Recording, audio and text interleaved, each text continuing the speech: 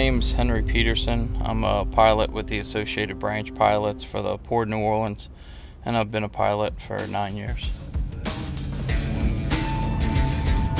We pilot all the cargo ships and cruise ships in and out of the Mississippi River. Every day is completely different. You have different weather conditions, ship traffic, dredges, small boat traffic, river conditions. The channel's very dynamic. It's very fluid. It's always changing. No 2 days are the same. No 2 ships are the same. We work 2 weeks on, 2 weeks off, and during your 2 weeks on, you could have ships any time of the day or night. There's no set schedule, and whenever the ships come, that's when we go. It certainly does help being with everyone, all of your partners, non-stop during those 2 weeks, because you hear immediately if there's any specific situation or circumstance that needs extra attention. So it's something that you are fully engaged in non-stop for those 2 weeks. And even though you might get off the ship at 9 o'clock in the morning, you're still finding out stuff related to the route all day long until you get on your next ship. Really, the process doesn't stop. At the end of the day, it's absolutely necessary, and you are absolutely essential for this state and the country, and even the global economy. You have the utmost respect for the job and what it takes, but you do realize that the job is that important, that Southwest Pass is open every day of the year. Even though it is a sacrifice and you are going to miss half of everything, it's something that is, at the end of the day, a privilege.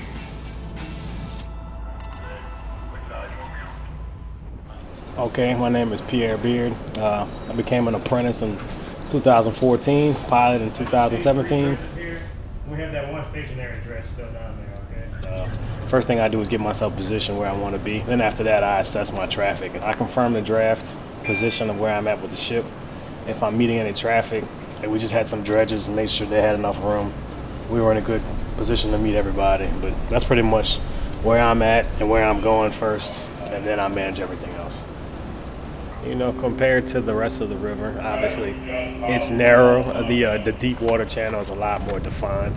It's a lot less forgiving than it would be upper-river. You know, we have to deal with multiple captains because we do a lot more ships as far as per day, and having to set up for meeting people a lot closer. With it just being a lot smaller, you know, having to pass a lot closer. That's what's unique about us down here compared to a lot of the rest of the river. We have to deal with a lot of stress on engines and ships because as your channel gets confined, your ship, especially on a loaded vessel, is going to start working a lot harder. It's because you can talk with your fellow pilots, your partners, as far as if there's a problem, what's going on, you know, who's coming up, who to watch out for. It helps to be around. That way you can share information very quickly. That one has a pilot.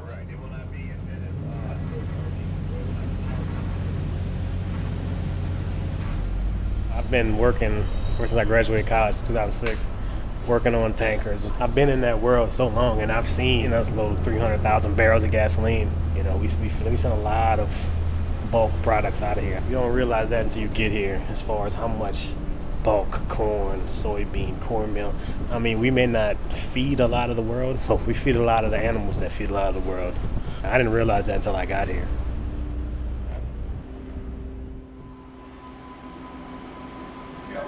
I'll see you on 2. Why don't you come right around the bridge for 2 whistles?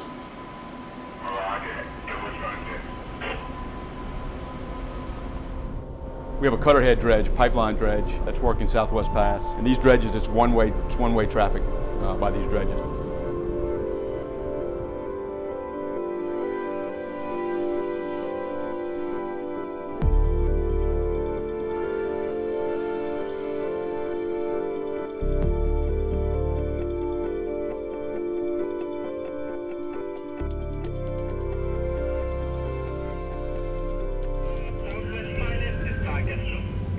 Captain Stephen Mott. I've been a bar pilot for going on 18 years now.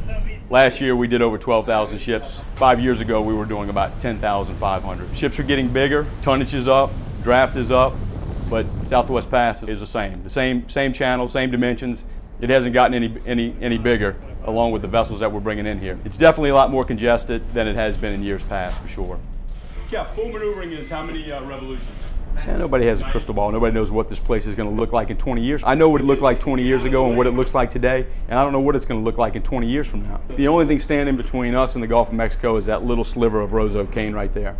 And so anything that we can do to rebuild these banks, rebuild these two little slivers of marsh that run along Southwest Pass is beneficial. And it's beneficial to the world economy in a major, major way.